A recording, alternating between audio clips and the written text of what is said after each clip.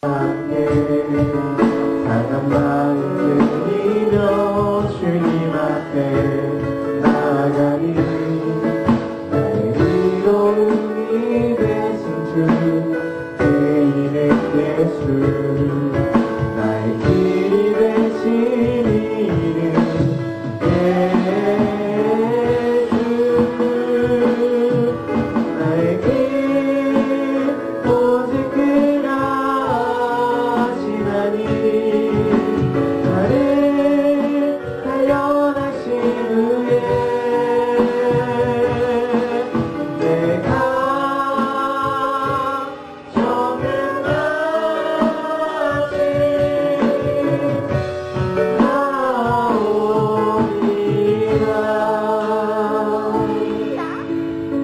이 시간 우리 주님 앞에 나가며 감사하며 나가기로 합니다. 일주일의 삶 속에서 우리의 보호자가 되어주신 것, 주님의 복된 날 우리 가운데 허락하시어 주 앞에 나와 예배하게 하신 것 감사하고, 또 회개하되 하나님과 우리 사이를 가로막는 모든 죄의 담을 사시사 주님 앞에 담대히 나가는 믿음의 사람들이 되어주도록, 또 하나님의 주권과 왕권과 신권을 인정하며 하나님의 통치와 다스림을 온전히 받는 주의 나라로 살아가도록 우리 합심해서 주 앞에 기도하며 나가도록 하겠습니다. 기도합니다. 하나님, 일주일의 삶 속에서 우리의 보호자가 되어주시고 이런 영광을 저들 가운데 하시어 주 앞에 나와 예배하시니 감사합니다.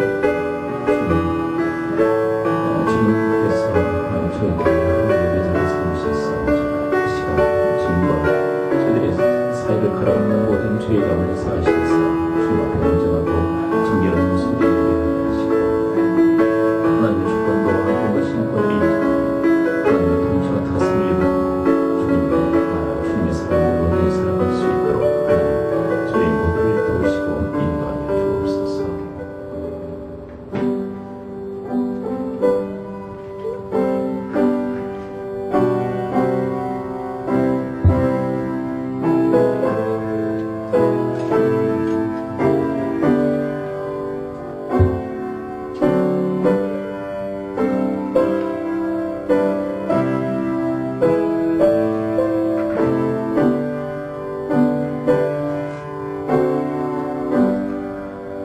아버지 하나님, 은혜와 사랑을 감사드립니다. 주님의 품에 저희들을 품으시고 주님의 영광의 날을 저들 가운데 허락하시어 주 앞에 나와 예배하게 하시니 감사를 드립니다.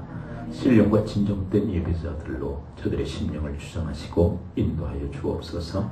예수님의 이름으로 기도합나이다. 아멘.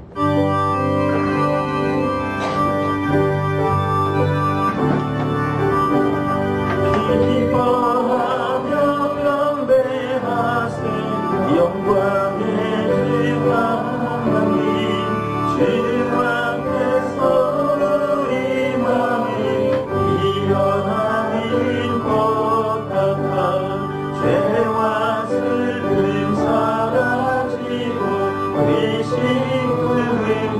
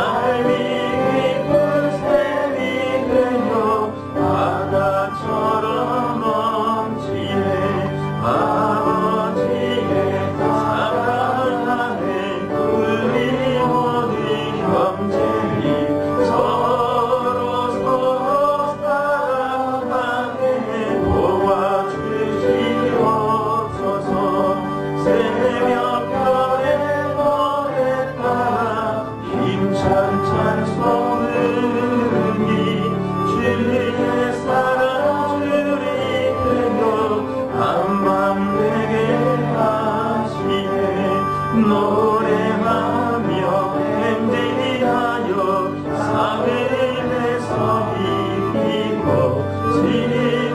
진정다리로 이불러 주의 영광 보이세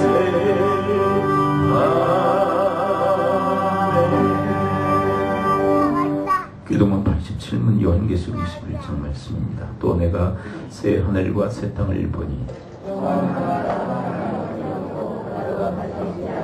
또 내가 봄에 거룩한 성 새 예루살렘이 하나님께로부터 하늘에서 내려오니 내가 들으니 보좌에서 큰 음성이 나서 이르되 하나님이 그들과 함께 계시리니 그들은 하나님의 백성이 되고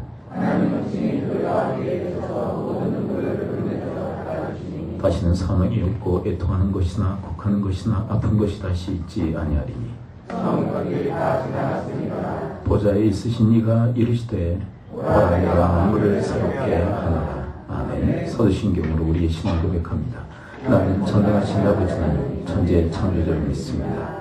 나는 그의 유일하신 아들 우리 주 예수 그리스도를 믿습니다. 그는 성령인 대교와 통일의 말에게 승하시고 은혜 빌라에게 고난을 받아 십자가에 못 박혀 죽으시고 장세기 사흘만에 존재 가운데서 다시 살아나셨습니다. 그대로 오르시어 전능하신 아버지 하나님 우편 앉아 계시다가 거기로부터 살아있는 자와 죽은 자를 심판하러 오십니다. 나는 성령을 믿으며 거룩한 공개와 성도의 교제와 죄를 용서받는 것과 몸의 부활과 영생을 믿습니다. 아멘.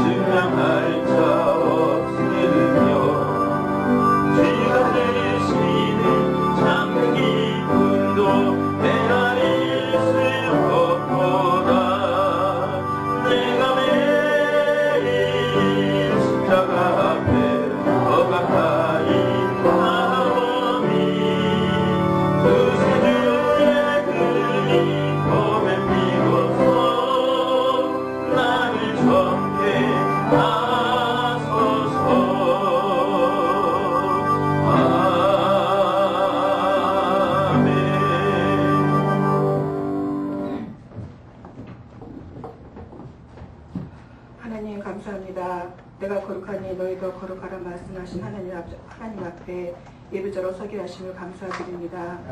저희들의 코에 호흡이 있게 하시어 평범한 일생의 날들을 주시고 구름 기둥 불 기둥으로 지키시며 보호하사 한 해를 지나게 하심을 감사드립니다. 아멘. 하나님의 주권을 인정하여 하나님의 통치와 다스림을 받으며 말씀에 순종하여 하나님 나라의 시민으로서 온전한 회복이 있게 하시옵소서. 아멘. 예수 그리스도의 피값으로 세우신 하나님의 교회 감사드립니다.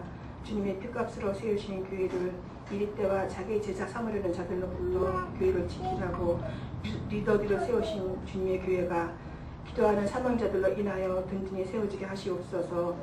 목사님과 함께 하시는 주님 감사드립니다. 아버지의 마음으로 말씀을 전하실 때 성령의 인도하심이 충만케 하옵시며 하나님의 일하심이 도우심으로 목회 사역을 온전히 감당하실 수 있도록 도와주시옵소서. 세명 가정교회가 있습니다. 모든 가족들이 함께 예배에 동참하여 말씀과 사랑과 기도의 시간이 되게 하시옵소서. 다음 세대들에게 성령의 지혜가 있게 하시어 이 악한 세대를 분별하는 영이 있게 하시옵소서. 넓고 평탄한 지옥의 길을 따라가지 않고 좁고 협착한 진리의 길, 생명의 길을 따라가는 자녀들이 되게 하시며 그들이 일평생 예수님의 길을 따라가는 자녀들이 되게 하시옵소서. 그러나 인자가 올 때에 세상에서 믿음을 보겠느냐? 주님께서 믿음 있는 자들을 찾으시는 그날 감히 눈을 들어 하늘을 우러러 보지도 못하고 다만 가슴을 치며 가로되 하나님이시여 불쌍히 여기소서 나는 죄인이로소이다 하며 주님 앞에 믿음을 드린 세리의 믿음이 저희들의 믿음이 되게 하시오며 이 모든 말씀을 우리 주 예수 그리스도의 이름으로 기도드립니다.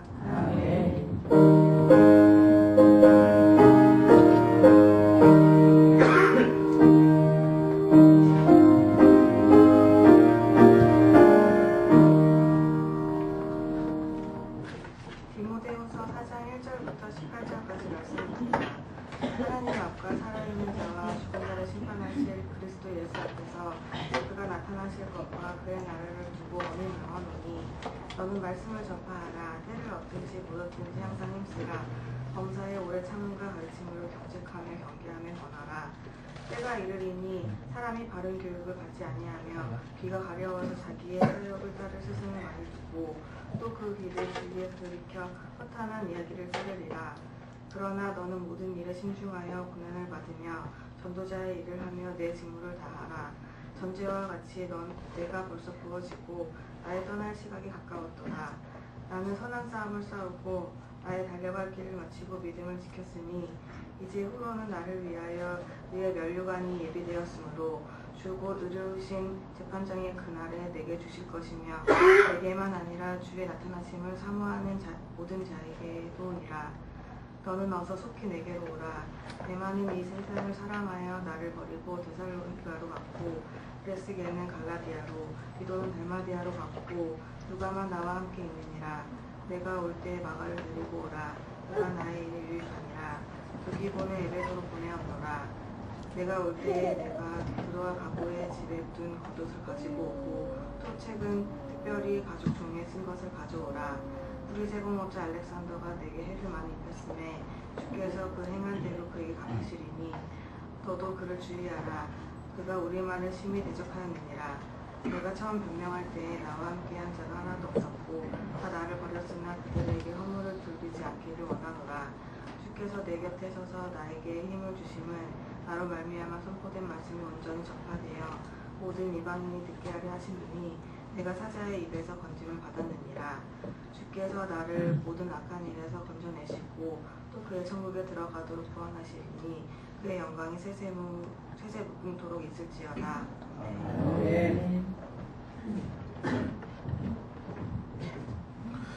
우리 서로 앞뒤좌우 인사를 하도록 하겠습니다. 우리 감사합니다로 우리 앞뒤좌우 우리 인사를 하도록 하겠습니다.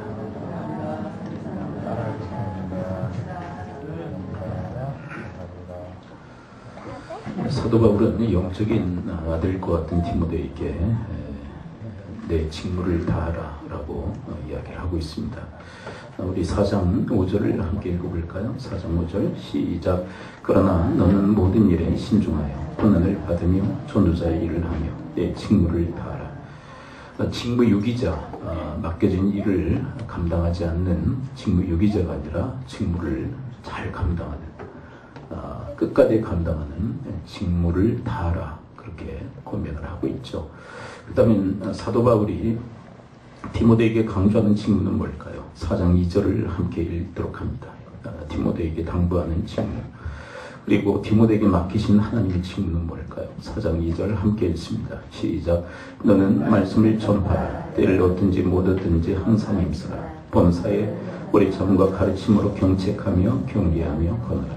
너는 말씀을 전파하라. 결국 디모데에게 또 사도 바울에게 맡겨진 직무는 하나님 말씀을 전파하는 것이죠. 그 직무를 다할 것을 이야기를 하고 있습니다.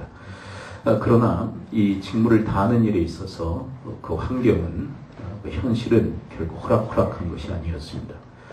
너무 힘들고 어려운 그런 환경 속에서 이 말씀 전파의 직무를 다하라라고 이야기를 하고 있는 것이죠.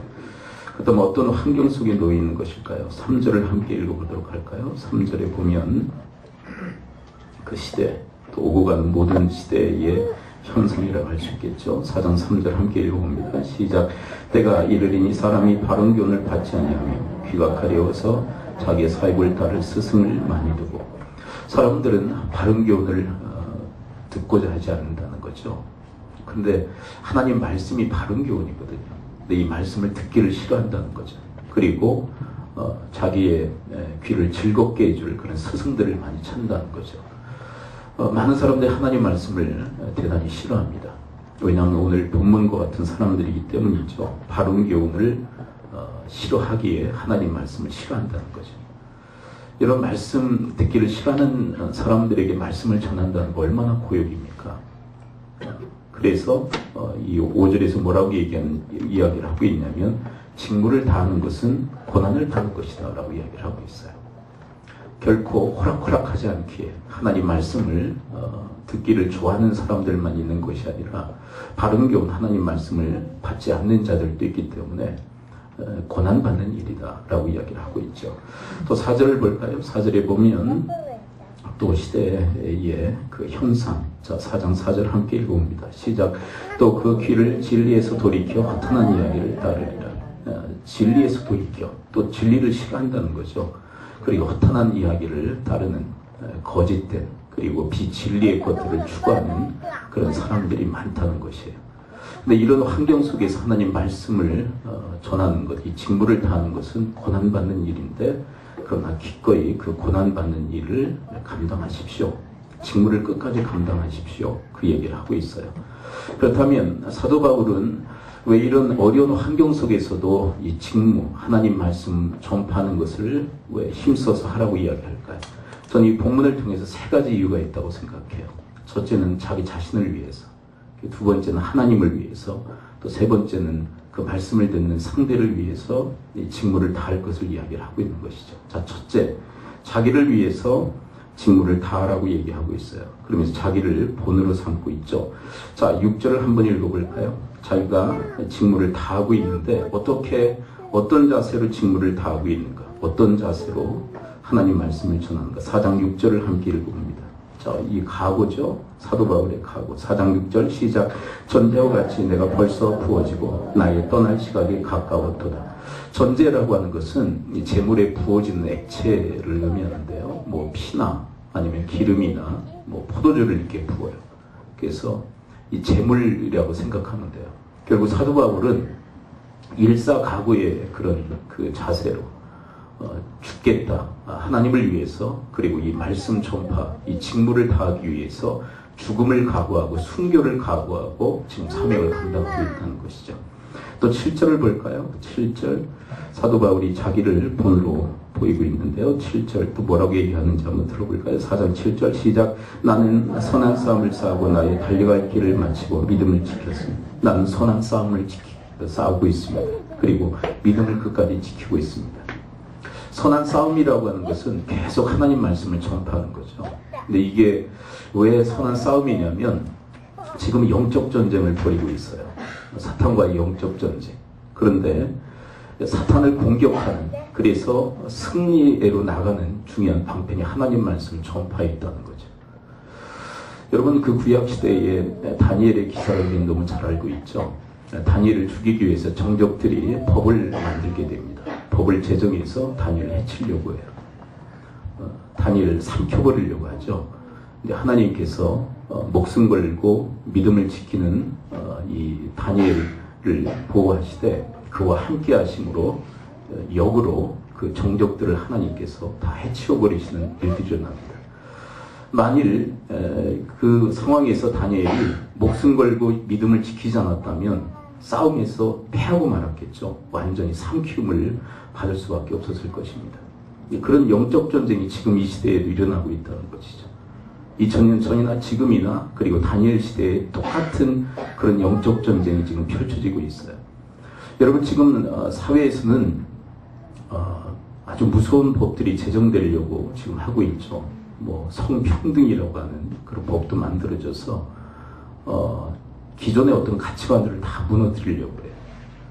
그리고 여러 가지 우리 그 국민들이 모르는 그런 사이에 그리고 암암리에 여러 가지 악법들이 지금 제정되려고 끊임없이 지금 움직이고 있어요. 근데 그런 것들을 보게 되면 무엇을 공격 타켓으로 삼냐면 하나님의 말씀이에요. 하나님의 말씀 체계를 그리고 말씀의 가치를 무너뜨리려고 하는 그런 준동이라고 할 수 있어요. 이런 가운데서 우리 크리스찬들이 이 선한 싸움을 싸우지 않으면 그런 것들의 삼키움을 받을 수밖에 없다는 것이죠. 그런데 사도 바울이 이야기하는 선한 싸움이라는 것은 뭐냐면 계속해서 이 말씀 전파의 직무를 감당하는 것이라고 이야기를 하고 있어요. 그런데 사도 바울은 어떤 각오로 이 말씀의 이 직무를 감당하고 있습니까? 일사각오, 죽음을 각오하고 이 사명을 지금 이 직무를 지금 감당하고 있다라고 이야기를 하고 있어요. 자, 그런데 그에게 기다리고 있는 것이 뭘까요? 8절을 함께 읽어볼까요? 4장 8절 이런 죽음을 각오하고 선한 싸움을 싸우는 사도 바울에게 기다리고 있는 것. 4장 8절 함께 읽습니다. 시작. 이제후로는 나를 위하여 의의 면류관이 예비되었으므로 주곧 의로우신 재판장이 그날에 내게 주실 것이며 내게만 아니라 주의 나타나심을 삼하는 모든 자에게 도니라. 여러분, 의의 재판장이신 하나님께서 나를 위해서 의의 면류관을 예비하고 계십니다. 나를 위해서 상급을 예비하고 계십니다. 그래서 여러분이 말씀 전파 이 직무를 다하는 일에 있어서 첫 번째 이유가 뭐냐면 자기 자신을 위해서 그래요. 여러분과 제가 우리에게 맡겨진 직무를 다할 때 하나님께서 우리에게도 상급을 허락해 주실 줄을 믿습니다. 우리가 이미 살폈던 마태복음 25장에 등장하는 달란트 비유, 5달란트, 2달란트 받은 자들은 그것을 충성되이 잘 감당했을 때 그들에게는 하나님의 상급이 있었죠. 그러나 게으르고 악하여 그 맡겨진 일을 제대로 감당하지 못했던 1달란트 받은 자에게는 무서운 책망이 그리고 징계가 따르는 모습을 확인하게 되어집니다. 여러분, 우리에게 맡겨진 그 직무를 다해야 할 가장 중요한 이유가 있다면 나 자신을 위해서 직무를 다해야 합니다. 나는 너무 힘들고 어려워요. 나는 이제 더 이상 감당할 수 없어요.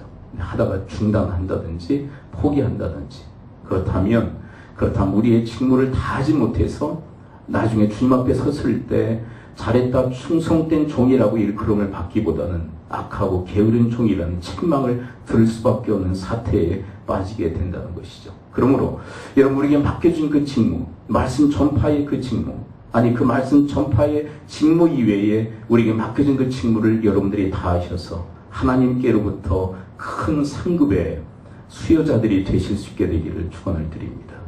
분명히 하나님은 상급을 우리를 위해서 예배하고 계시다라고 이야기를 하고 계세요. 그 다음에 두 번째 이유가 있다면, 직무를 다해야 될 두 번째 이유가 있다면 그것은 하나님과 관련이 있기 때문입니다. 4장 1절을 함께 읽어보도록 할까요? 4장 1절에 보면 이 말씀 전파 이 직무와 아주 중요한 것이 관련되어 있다고 이야기를 합니다. 4장 1절 함께 읽어봅니다. 시작. 하나님 앞과 살아있는 자와 죽은 자를 심판하실 그리스도 예수 앞에서 그가 나타나실 것과 그의 나라를 두고 엄히 명하노니. 그러면서 너는 말씀을 전파하라 이렇게 명령하고 있죠. 자, 그런데 이 본문에 두고라고 하는 단어는 걸고라고 하는 단어로 바꿔서 사용할 수 있어요. 결국 이런 말씀 전파에 이런 것들이 걸려 있다는 거예요. 뭐가 걸려 있을까요? 하나님과 그리고 예수 그리스도와 그의 재림과 그의 나라가 다 말씀 전파에 걸려 있다는 것입니다. 이 모든 것을 걸고 너에게 엄중하게 명령한다는 거예요. 여러분, 우리가 하나님 말씀을 전할 때 하나님이 전파되어지는 줄 믿습니다. 근데 말씀을 전하지 않으면 하나님이 전파되어지지 않는 거예요. 여러분, 우리가 하나님을 어떻게 알게 되었을까요? 말씀을 통해서 알게 된 거예요. 그래서 여러분, 말씀 전파는 하나님이 걸려있는 아주 중차대한 사명이다라고 얘기하고 있는 거예요. 우리가 말씀을 전하지 않으면 하나님이 전파되어지지 않는 것입니다. 그리고 뭐라고 이야기하고 있습니까? 살아있는 자와 죽은 자를 심판하실 그리스도 예수. 여러분, 그 그리스도 예수, 우리의 생명의 주가 되신, 우리의 구원자가 되시고 나중에 다시 오실 그분은 이제 심판의 주가 되시는데, 그 예수 그리스도를 어떻게 전하느냐? 하나님 말씀을 전할 때 예수 그리스도를 전하게 되어지는 줄 믿습니다. 우리가 말씀을 전하지 않으면 예수님이 전파되어지지 않는 거예요. 그리고 또 이렇게 이야기하고 있죠. 그가 나타나실 것과, 여러분, 다시 주님께서는 오실 것입니다. 재림이 예수라고 얘기하죠. 여러분, 그 재림을 우리에게 왜 알려주시는 것일까요? 그것을 예비하도록 만들기 위해서 다시 오신다는 것을 우리에게 가르쳐 주십니다. 그런데 그 재림의 그 말씀, 그 재림의 이야기도 말씀을 통해서 우리가 전달받고 전할 수 있는 거예요. 그리고 마지막으로 뭐라고 얘기합니까? 그의 나라를 두고. 여러분, 하나님 말씀을 전할 때 하나님의 나라, 주님의 나라를 전파하는 결과를 낳게 되어지는 줄을 믿습니다. 예수님이 이 땅에서 첫 번째 지상 사역을 하시면서 이 땅에서 전파하셨던 그 복음이 있다면 그것은 하나님 나라의 복음이었어요. 말씀을 전할 때 하나님 나라가 전파되어진 거예요. 우리가 하나님 나라에 이미 속한 줄 믿습니다. 이미 우리의 인생 속에 하나님 나라가 임한 줄 믿습니다. 그리고 우리가 죽은 다음에 하나님 나라에 가게 될 줄 믿습니다. 그런데 이 모든 것을 어떻게 우리가 알게 되었고, 그리고 우리에게 어떻게 주어졌을까요? 그것은 말씀을 통해서 성취되어진 것입니다. 말씀이 전파되어지는 그 공간에 하나님 나라도 함께 전파되어지는 역사가 있게 되어지는 줄을 믿습니다. 하나님 말씀이 전파되어지지 않으면 하나님 나라도 전파되어지지 못하는 거예요. 그래서 하나님을 걸고 예수 그리스도를 걸고 그리고 주님의 재림을 걸고 하나님의 나라를 걸고 너희들에게 엄중하게 명령한다는 거예요. 여러분, 이 모든 것, 중차대한 일들이 걸려있기에 이 말씀 전파는 엄중한 주님의 명령이다라고 지금 이야기를 하고 있는 것입니다. 그래서 이 직무를 감당하지 못하는 것은 하나님을 전파하지 못하는 것이기에 엄중히 그 책임을 물으시겠다. 그러므로 사랑하는 성도 여러분, 하나님 말씀을 온전히 전하여 하나님을 온전히 전파하는 여러분과 저의 인생이 되실 수 있게 되기를 축원을 드립니다. 여러분, 조금 전에도 말씀드렸던 다니엘, 정적들에 의해서 죽음을 피할 수 없는 그런 상황 속에서 그는 생명 걸고 믿음을 지켰을 때 하나님이 드러나고 하나님이 전파되어지지 않습니까? 바로 그런 말씀을 전하여 하나님을 전파하는 그런 삶을 우리에게 주님께서는 바라시는 거예요.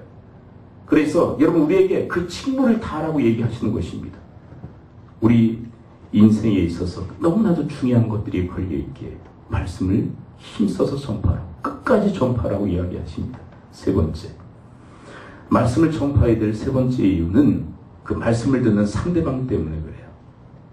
자, 본문 3장으로 한번 넘어가 볼까요? 3장 15절부터 17절까지 말씀을 읽어보면 우리가 말씀을 전할 때 상대의 인생 속에 어떤 일들이 일어나는지에 대해서 아주 논리적으로 이야기를 하고 있죠. 3장 15절부터 17절 함께 읽어봅니다. 시작. 또 어리석다 성경을 알아 성경 등이 너로 하여금 그리스도 예수 안에 있는 믿음으로 말미암아 구원에 이르는 지혜가 있게 하니라. 모든 성경은 하나님의 감동으로 된 것으로 교훈과 책망과 바르게 함과 의로 교육하기 유익하니 이는 하나님의 사람으로 온전하게 하며 모든 선한 일을 행할 능력을 갖추게 하려 함이라. 아멘. 여러분, 우리가 말씀을 전하면 이런 역사가 상대의 인생 속에 이루어지는 줄을 믿습니다. 여러분, 15절을 우리는 뭐라고 얘기합니까? 복음하죠. 예수 그리스도를 믿음으로 구원받는 역사가 일어나요. 여러분, 구원의 지혜는 오직 말씀을 통해서 전달되어지는 줄을 믿습니다. 예수님 믿으면 구원받습니다. 이것은 말씀을 통해서 전달되어지는 거예요. 이 지혜, 우리 인생 일대의 가장 중요한 지혜, 구원의 지혜가 말씀을 통해서 전달되어진다는 거예요. 여러분, 상대가 어떻게 구원을 받습니까? 예수가 구원이시라는 말씀을 들을 때, 그리고 그가 그것을 믿을 때 그의 인생 속에 구원의 역사가 일어납니다. 두 번째는 16절에서 이야기를 하고 있죠. 모든 성경 하나님의 감동으로 된 것으로 교훈과 책망과 바르게 함과 의로 교육하게 유익하니. 여기에 붙인 우리의 이름이 뭐죠? 그는 교육화입니다. 우리를 교훈하세요. 어떤 때는 책망도 하세요. 그래서 바르고 의롭게 그렇게 살아가는 인생의 존재로 우리를 교육하신다는 거예요. 여러분, 이 말씀이 전파되어질 때 바로 그런 역사가 상대의 인생 속에, 그리고 전파는 그 사람, 그 당사자에게도 함께 일어나게 되어지는 줄 믿습니다. 여러분, 교훈하고 책망함으로 그 사람을 바르고 의로운 사람으로 교육하는 능력이 말씀 가운데 있다는 거예요.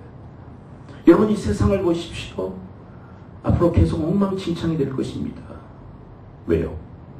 거기 말씀이 없기 때문에 그래요. 말씀을 부정합니다. 말씀의 가치를 끌어내립니다. 말씀을 파괴하려고 해요. 모든 가치체계를 다 해체하려고 합니다. 근데 이 시대 속에서 앞으로 더 험악한 시대가 도래할 것입니다. 그런데 이런 시대 속에서 한 사람 한 사람을 바르고 의롭게 교육하는 그 능력은 바로 하나님의 말씀에 있다고 얘기를 하고 있는 거예요.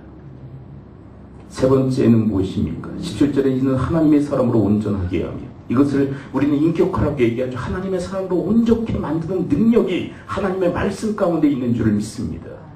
이것은 신비예요. 하나님의 말씀이 우리를 새롭게 하는 것이에요. 우리의 인격을 갈고 다듬어 주시는 것이에요. 하나님의 말씀이 하나님의 형상을 알게 하고 하나님의 형상을 담게 만드는 것입니다.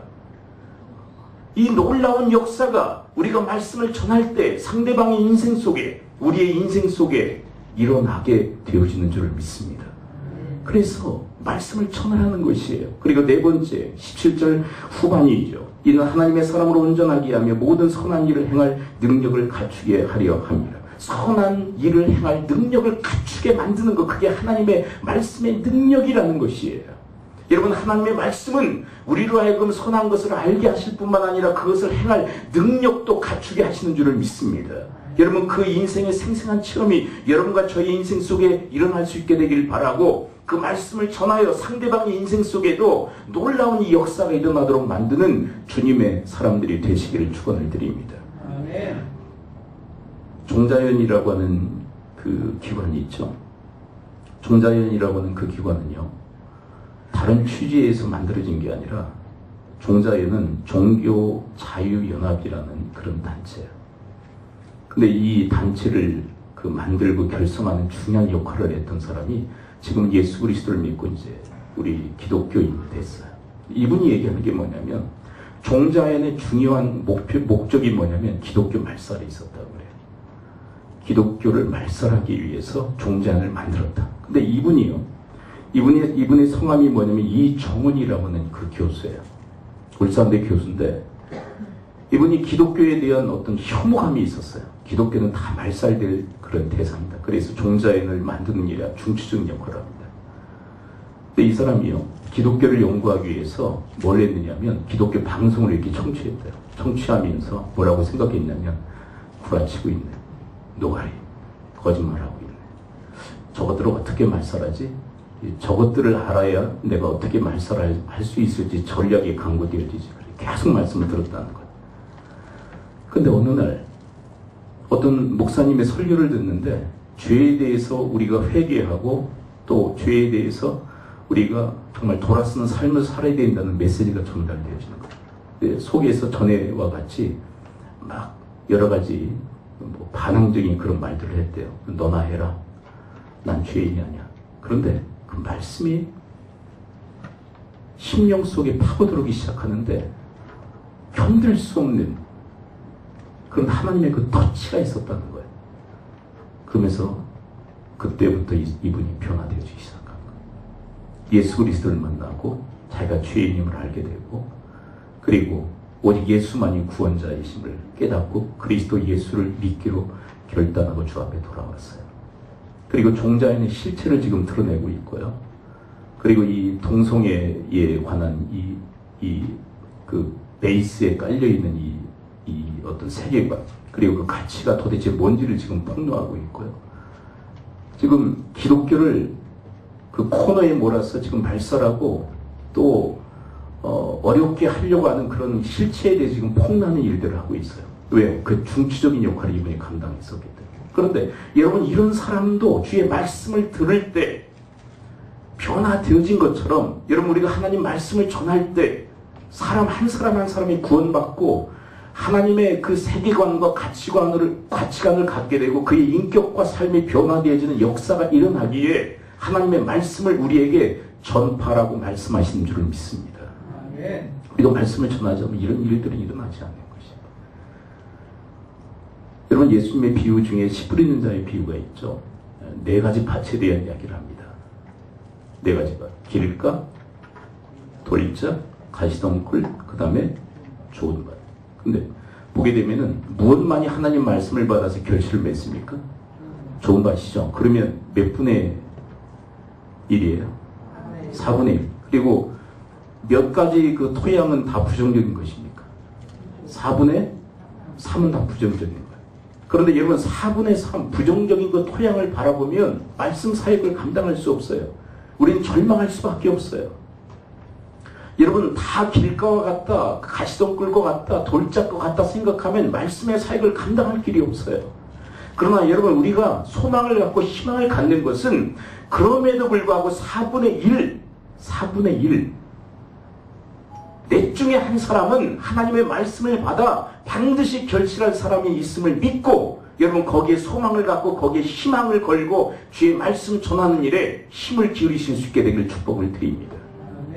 여러분, 이건 뭐 통계치는 아니에요. 여러분, 우리가 지금 여기에 다 모여있죠. 이 말씀을 우리에게 빗댄다면 4분의 3은 하나님 말씀에 대해서 결실을 못해요. 4분의 1만이 하나님 말씀을 받고 그 말씀을 인내로서 지켜 결실을 맺는 자들이라는 거예요. 4분의 1이. 그러면 누구를 대상으로 해서, 누구를 소망으로 해서 말씀을 전해야 할 것인가? 4분의 3이냐 4분의 1이냐? 여러분, 4분의 1의 소망을 갖고 그분들을 향해서 하나님 말씀을 우리가 전해야 할 줄을 믿습니다. 여러분, 봄에 씨 뿌리는 농부가 있죠. 이거 뭐 날짐승들이 와가지고 뭐 집어먹을 거야. 어떤 건 썩을 거야. 어떤 것은 뭐 뿌리도 못 내릴 거야. 그런 생각만 하면 씨를 뿌릴 수가 없어요. 근데 뭘 생각합니까? 가을에 풍성한 그 수확을 기대하며 씨를 뿌리는 거예요. 어떤 것들은 전혀 발화도 안 되는 것들도 있을 거예요. 어떤 것들은 날짐승이 날아와 물고 가버리는 것도 있을 것이에요. 그러나 여러분, 그것보다 그 말씀을 받아 30배, 60배, 100배의 결실을 맺을 때 허비한 것보다 더 풍성한 하나님의 열매가 우리의 사역 현장 속에 이루어질 줄 믿습니다. 그것을 바라보고 그것을 소망으로 해서 말씀 사역을 계속하라는 거예요. 여러분, 그거 아십니까? 저도 이제 말씀을 이렇게 전하다 보면 어떤 분은 정말 말씀을 잘 받아들일 것 같아요. 근데 정작 그분은 말씀을 못 받아들여요. 또 어떤 분은요, 정말 말씀과는 상관없는, 이 사람은 말씀을 전혀 받아들이지 않을 것 같은 사람인데 그분이 말씀을 받아들여요. 그런 일들이 얼마나 비일비재하게 일어나는지 몰라요. 그러므로 여러분들이 생각하는 안 된다는 부정적인 그런 토양에 여러분들의 마음이 사로잡혀 말씀 사역에 대한 포기가 아니라, 여러분, 좋은 토양이 반드시 있습니다. 하나님이 예비하신 토양이 있어요. 여러분, 그 토양을 여러분들이 바라보며 소망을 가지고 하나님 말씀을 힘써 전하실 수 있게 되기를 축원을 드립니다. 아멘. 바라기는 여러분들 모두가 좋은 토양이 되시기를 축원을 드립니다. 아멘. 주의 말씀을 받아들일 때 그 말씀이 내 인생과 운명을 바꾸는 것이에요. 그런데 이 사도 바울의 이 사장의 이야기를 따라가다 보면 중요한 이야기들을 다루고 있어요. 10절의 말씀을 함께 보도록 할까요? 디모데후서 4장 10절 함께 읽어봅니다. 4장 10절 함께 읽습니다. 시작. 대만은 이 세상을 사랑하는 나를 버리고 데살로니가로 갔고, 그레스게는 갈라디아로, 디도는 달마디아로 갔고, 11절 누구만 나와 함께 있느니라. 내가 올 때 마가를 데리고 오라. 그가 나의 일에 유익하니라. 무슨 얘기를 하느냐면, 이 말씀의 이 사역, 이 직무를 감당함에 있어서 어떤 사람은 진정한 동역자가 되어주는 사람이 있고, 어떤 사람은 포기하고 도망가는 사람도 있고, 어떤 사람은 대적한 사람들이 있습니다. 그런 얘기를 해요. 3가지 종류의 사람이 주변에 있었다는 거예요. 동역자, 도망자, 그리고요, 대적자. 대적자는 어디 기록되어 있냐면 14절에. 14절 함께 읽어볼까요? 14절 시작. 우리 세공업자 알렉산더가 내게 해를 많이 입혔으며 주께서 그 행한 대로 그에게 갚으시리니 15절 너도 그를 주의하라. 그가 우리 말을 심히 대적하였느니라. 그러니까 동역자, 도망자, 그리고 또 하나는요 대적자. 여러분 대적자나 도망자가 아니라 이런 말씀의 직무를 감당하는 일에 있어서 하나님의 귀한 동역자들이 되시기를 축원드립니다. 해방자도 되지 마세요. 그게 돼. 현실을 모르는 얘기야. 어쩌자는 거야? 어떻게 하자는 거야? 말씀의 통역자가 되기를 원하세요. 하나님 말씀의 통역자. 이 참 안타까운 사람이 누구냐면 대마예요. 대마는 처음부터 이렇게 도망간 걸까요? 중간에 도망간 걸까요? 중간에. 이게 처음에는 어떤 사람이었다는 거예요? 통역자였어요. 근데 중간에 하나님보다 세상을 더 사랑하여 그냥 도망가 버린 거예요. 안타까움이 있어요. 여러분 끝까지 잘한다는 거 쉬운 일이 아니에요. 그러나 여러분 끝까지 하나님의 직무를 다 하시기를 축복하고 여러분 끝까지 하나님의 동역자로 남으시기를 축원드립니다. 인생이요 한 번 방향 잘못 잡히면요 끝까지 그렇게 가게 돼요. 반드시 그런 건 아니지만 그런 케이스들이 너무 많아요. 그냥 마음 삐딱하게 일단 먹는 순간 인생의 방향이 완전히 그릇된 방향으로 설정돼서 끝까지 그렇게 가는 케이스가 많아요. 인생은 너무 짧아요. 짧은데 인생 그렇게 허비해버리면 안 돼요.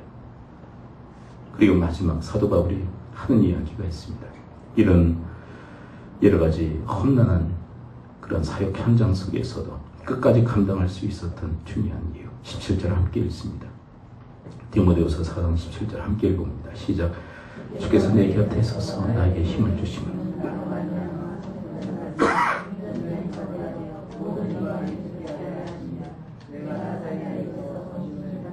주께서 내 곁에 서서 나에게 힘을 주셨습니다. 이것은 너무나 경험할 수 있는 체험이 아니에요. 그 직무를 다 하는 자에게 하나님이 주시는 놀라운 경이로운 은총인 줄 믿습니다. 하나님의 그 직무는 전혀 아랑곳하지 않고 그냥 내 마음 내 뜻대로 살아가는 자에게 주께서 곁에 서서 도와주실 일은 없죠. 여러분 누가복음 15장에 돌아온 탕자가 있었죠. 미리 유산을 받아서 타국에 가서 화랑방탕하게 생활합니다. 근데 그런 인생이 있다는 거예요. 근데 그런 인생을 향해서 하나님은 곁에 서서 도와주실 일이 없어요. 왜요? 더 화랑방탕하게 살라고 도와주십니까? 하나님은 그런 사람을 도와주시지 않아요. 주의 곁에 서서 힘을 공급하시지 않습니다. 왜? 더 망가지라고요. 주의 직무를 다 하는 자에게 주님은 곁에 서서 도와주시는 줄 믿습니다. 여러분 이 지금 사도 바울이 겪는 상황이 호락호락하지 않다는 거 말씀드렸죠.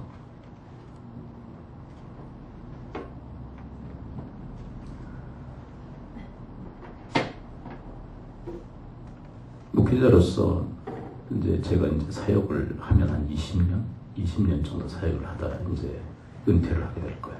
여러분들 중에는 이제 좀 더 빨리 그 사역이나 일에 대해서 먼저 은퇴하신 분들도 있으시겠죠.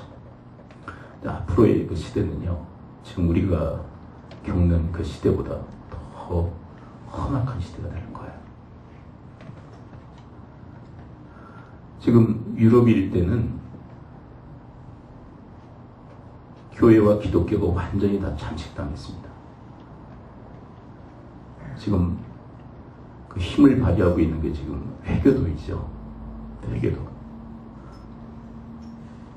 어떤 나라 같은 경우는 4분의 1이 지금 회교도로 지금 바뀌고 있다.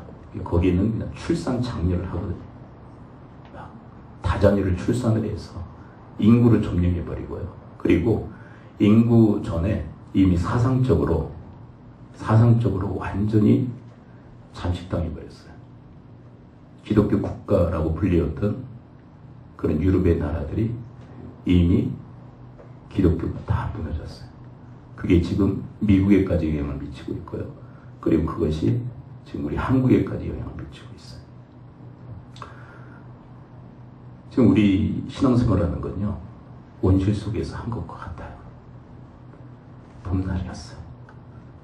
얼마나 편했는지 몰라요. 근데 우리 아이들이 살아갈, 우리 아이들이 직면할 사회는요, 이 지금 사도 바울이 얘기하는 이 현상이 아주 극대화되어지는 그런 악한 세상이 될 거예요. 그 시대 속에서 우리 아이들을 지키고 또 이 시대를 도리어 역으로 하나님의 말씀으로 선한 싸움을 싸우며 승리할 수 있도록 만들기 위해서는 우리 부모 세대가 어찌하건 뒤에서 말씀의 백그라운드가 되어줘야 돼요.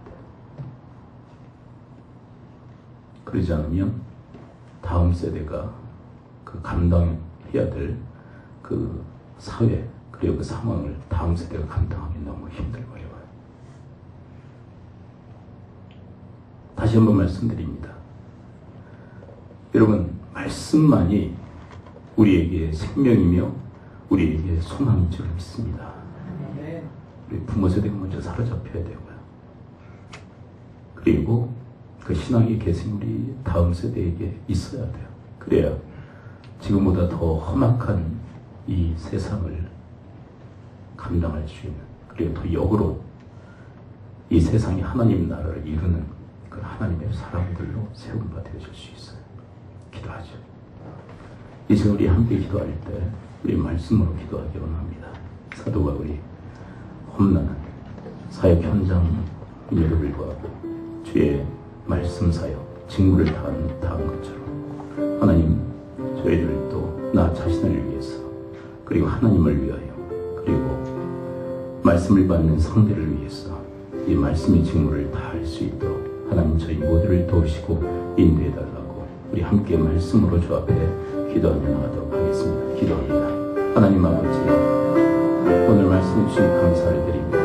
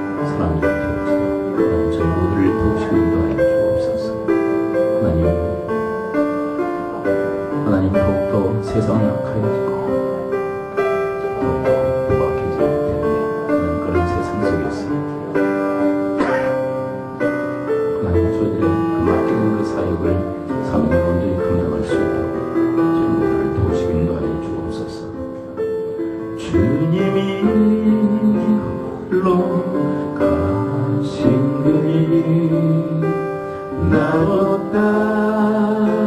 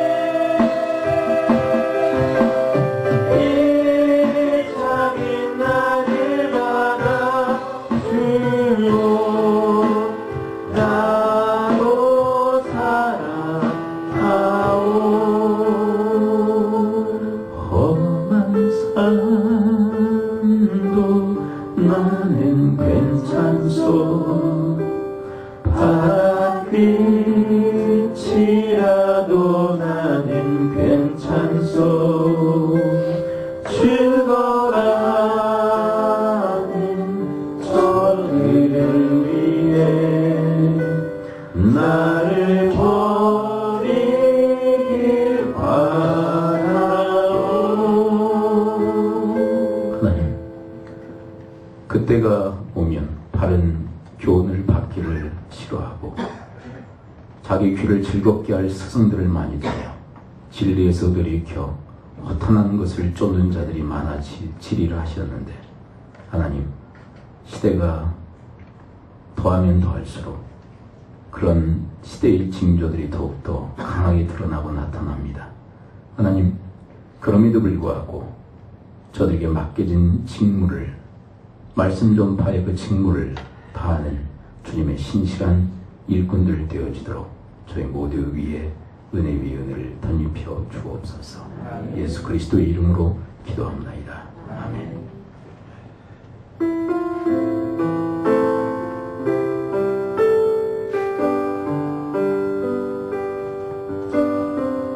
내 안에 주를 향한 이 노래, 영원한 노래 있으니 날 향한 주님의 크신 사랑 영원히 찬양하리라. 내 안에 주를 향한 이 노래, 영원한 노래 있으니 날 향한 주님의 크신 사랑 영원히 찬양하리라. 영원히 찬양하리라. 아름다우신 오 놀라우신 영원할 수 없는 사랑, 오 위대하신 하나님의 사랑 영원히 찬양하리.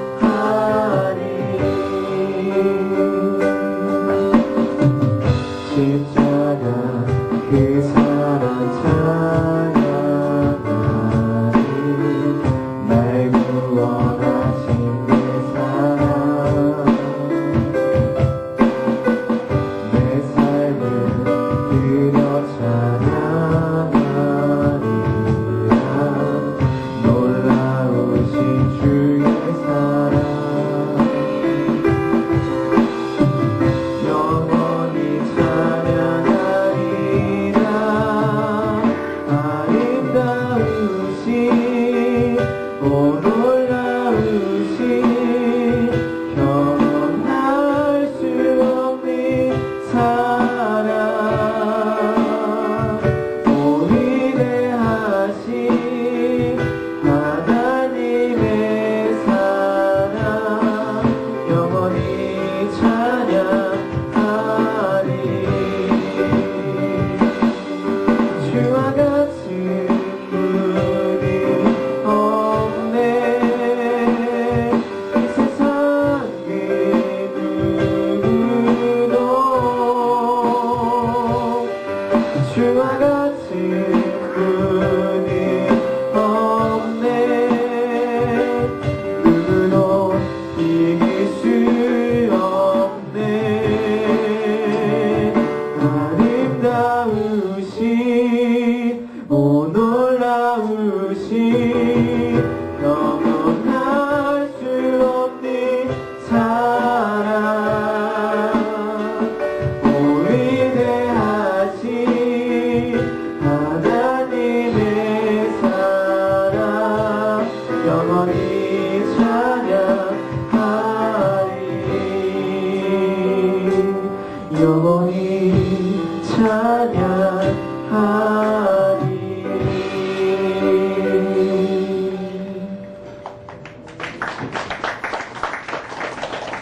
그런 예물 예수 기도합니다. 하나님, 은혜와 사랑 감사의 마음과 예물을 드립니다. 받으시고 큰복 허락하여 주시되 주의 말씀이 남김없이 성취되어지고 이루어지게 하여 주옵소서. 11조를 구원하여 드린 믿음의 손길 위에도 주의 통치 다스림이 있어 온전히 주의 사람 주의 나라로 삼아 주옵소서. 가정마다 믿음의 명문이 되어 위대한 신앙 대대로 계승하게 하시고 어찌할 바 몰라 발만 동동 구르는 이 시대의 수많은 가정들 그리고 그 가족들을 구원하고 원대로 돌아오게 하는 하늘의 별과 같은 존재들이 되게 하여 주옵소서. 하나님의 교회가 여기에 있습니다. 하나님 저들에게 맡겨주신 그 직무, 가장 중요한 직무 말씀 전파의 그 직무를 감당함에 저들이 함께 선한 동역자로 선한 싸움을 싸우게 하여 주옵시고 주님의 날까지 끝까지 그 직무를 다하는 주의 신실한 일꾼들 다 되어지게 하옵소서.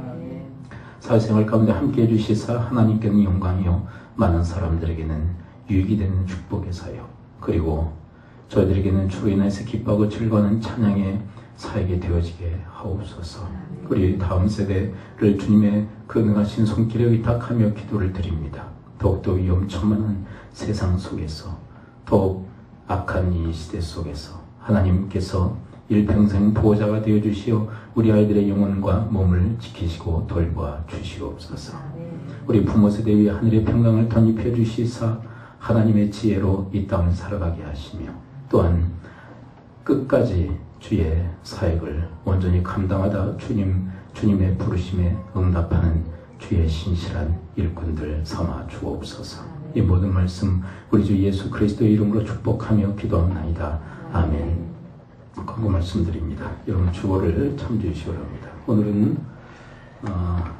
당회원 그리고 가정 확대회의 모임이 있는 날인데요. 예결산위원회로 모이게 되십니다. 우리 가정들 또 우리 장로님들 또 안내 되신 분들 다 함께 참여를 해주시면 되고요. 또 다음 주에는 우리 재직회로 예결산 재직회로 모이게 되니까요. 관심을 기울이시고 또 참여해 주시기 바랍니다. 공동위회는 12월 17일 주일날 예배 끝나자마자 예결산위원회로 모이도록 하겠습니다. 그리고 2018년 기도 제목을 여러분들이 기도하시며 기록을 하셔서 그 헌금통에 예배 그 헌금통에 여러분이 넣어주시면 취합을 해서 내년도 함께 그 기도 수첩을 만드는 일에 사용을 하도록 하겠습니다. 말씀의 기도, 소원의 기도, 대신자 이렇게 세 가지 파트로 여러분이 기록을 해주시기 바랍니다. 그리고 동우가 내일 입대를 합니다. 그래요. 이번에 군 위문할 때 우리 선배들이죠.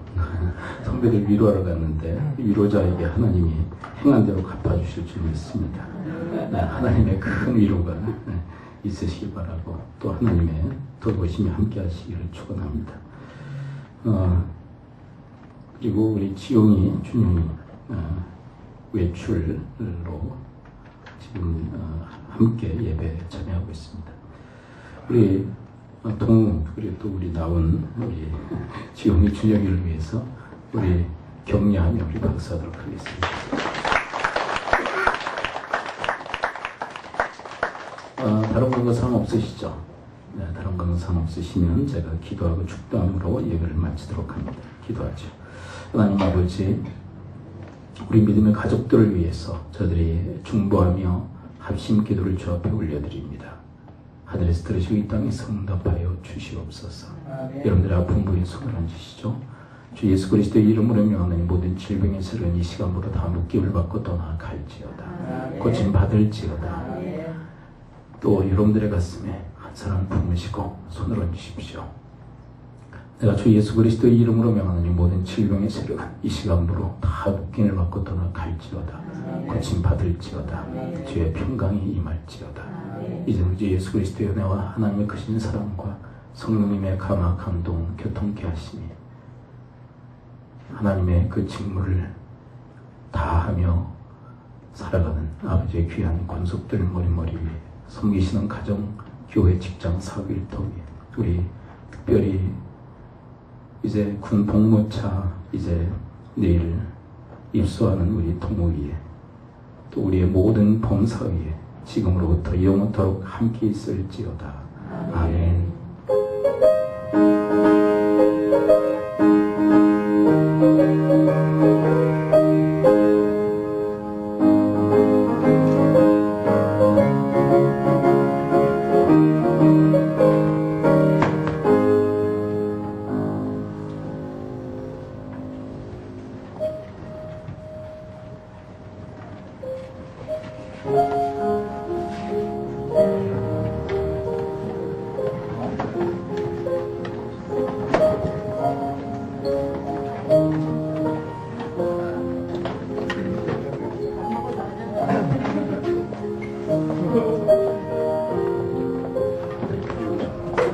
어, 2018년 달력이 나왔는데요. 필요한 부수만큼 가져가시기 바랍니다. 뭐 선물하실 때 있고 그러면 그 부수만큼 이렇게 챙겨가셔도 넉넉하게 제작이 됐으니까요. 가져가시기 바랍니다.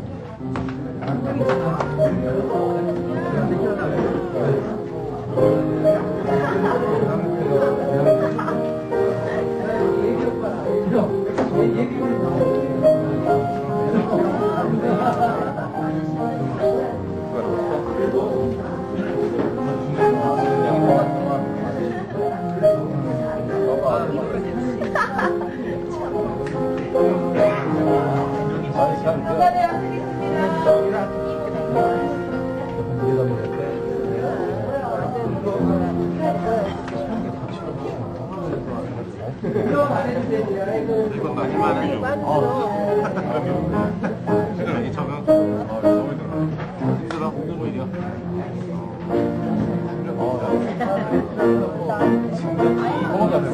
도망갔다.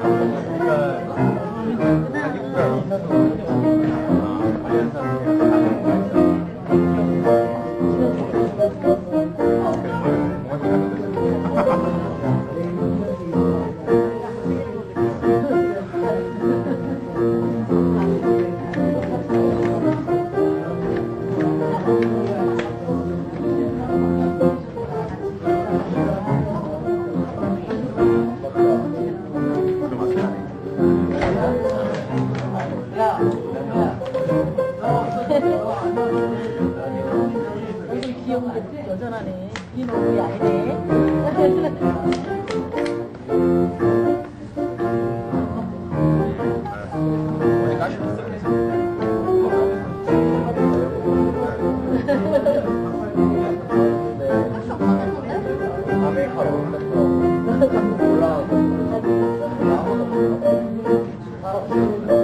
지금도 없어?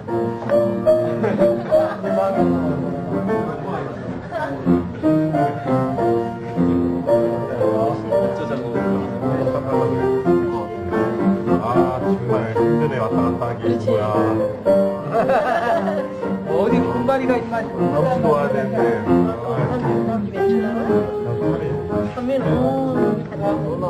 일요일날 나오는데. 너도 빨리 입대. 예배 끝나와야 돼. 보내준다며. 아니 언제야? 거기서 다 입지. 끝나와.